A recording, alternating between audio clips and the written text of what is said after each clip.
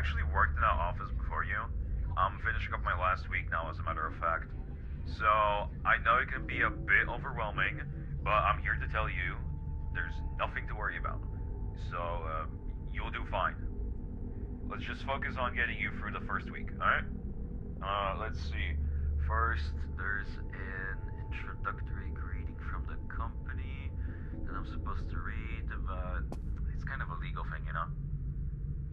Welcome to Nelson Sexton's Pizza, a magical place for kids and grown-ups alike, where fantasy and fun come to life. Smartly dressed games entertainment is not responsible for damage to the property or person. Upon discovering that damage or death has occurred, a missing person report will be filed within 90 days, or as soon as property and premises have been thoroughly cleaned and bleached, and the carpets have been replaced. Blah, blah, blah.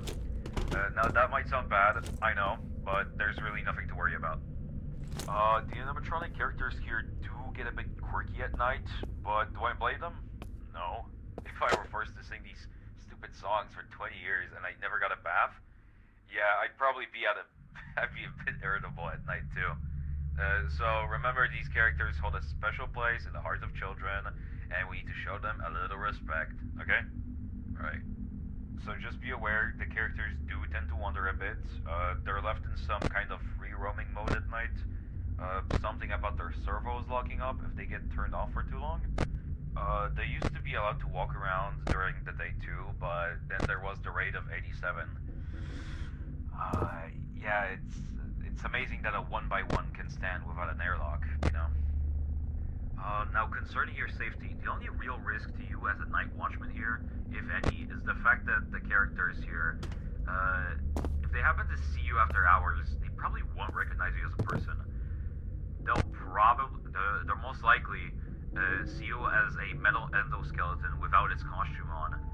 Now, since that's against the rules here at Nelson Sexton's Pizza, they'll probably try to forcefully stuff you inside a Nelson Sexton suit. Now, that wouldn't be so bad if the suits themselves weren't filled with crossbeams, wires, and animatronic devices, especially around the facial area.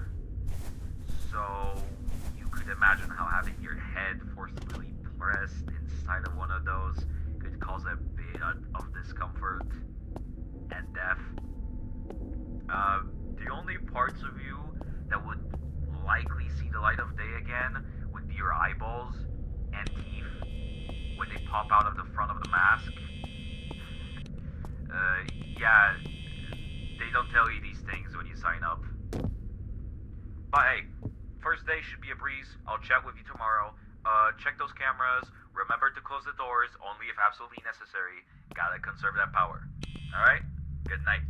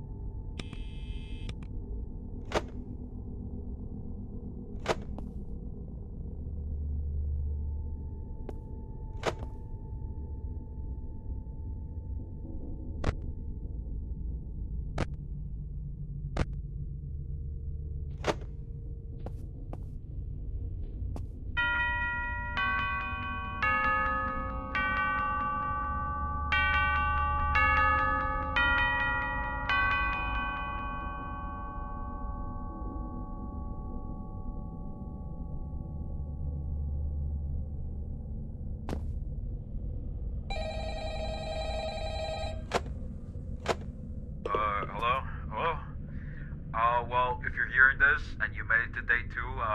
Congrats. I won't talk to you quite as long this time, since Nelson and his friends tend to become more active as the week progresses. It might be a good idea to peek at those cameras while I talk, just to make sure everyone's in their proper place. Interestingly enough, Nelson himself doesn't really come off the stage very often. I heard he becomes a lot more active in the dark, though.